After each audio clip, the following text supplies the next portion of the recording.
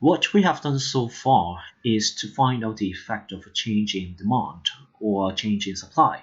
That is, we are given a situation and we find out the change in price and quantity transacted using a diagram.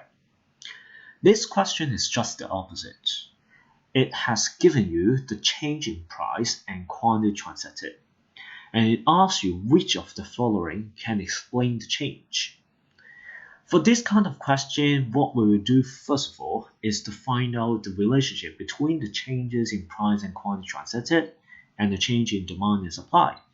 Let us look at these four situations that we have come across before.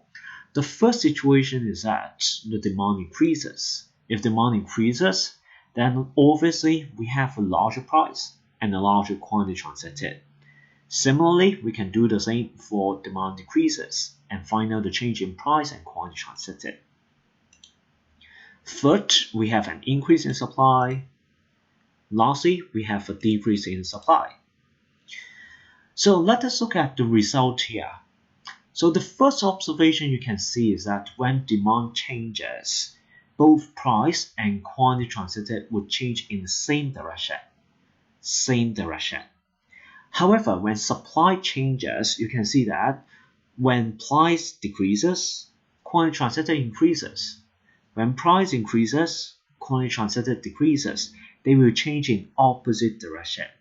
Then the first thing we can find out in the analysis here is that if P and Q change in the same direction, that must be resulted from a change in demand. If P and Q change in opposite direction, that should be resulted from a change in supply. The second observation we can see from the analysis here is that when demand increases, Q increases.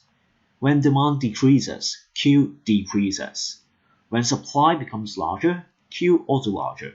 When supply becomes smaller, Q also smaller. And that is, the change in demand and supply should be the same as the change in Q. When Q is larger, that means either demand or supply is larger. If Q is smaller, then either demand or supply is smaller. Then let us look at these four cases. The first case is that if the question mentions that both price and quantity transacted increase, then the first thing you have to think about is whether they change in the same direction or not. Same direction, change in demand. Opposite direction, change in supply. The first case, we have the same direction, right? Both increase, and it must be caused by a change in demand. Second, they both decrease, also same direction, it must be caused by a change in demand. Third, they change in opposite direction, it must be caused by change in supply. The last one, also opposite, one decreases, another increases, also caused by change in supply. So this is the first thing to think about, whether they change in same direction or opposite direction. Second, to find out whether there is an increase or decrease, we can just look at the quantity transacted here. If quantity transacted increases, then it is larger, decreases, smaller, larger. Then we can see whether it is caused by a change in demand or supply, and whether demand or supply increases or decreases using these two observations. Now, let us do one question together to see how we can apply the logic to choose the appropriate answer. So the question asks you which of the following can explain an increase in both price and quantity transacted. Notice that they change in the same direction, both increase, and is it caused by a change in demand or supply? Demand. Now, is the demand larger or smaller? It depends on the change in quantity transacted. Because quantity transacted is larger, then we also have an increase in demand. And that means the option here is true if demand increases. Otherwise, you should answer false. Let us look at the situation. The question is about the mosquito repellents. And the first situation is that these repellents have been proved to result in cancer. Then this will be affecting the demand, right? Fewer people will buy. And we have a decrease in demand.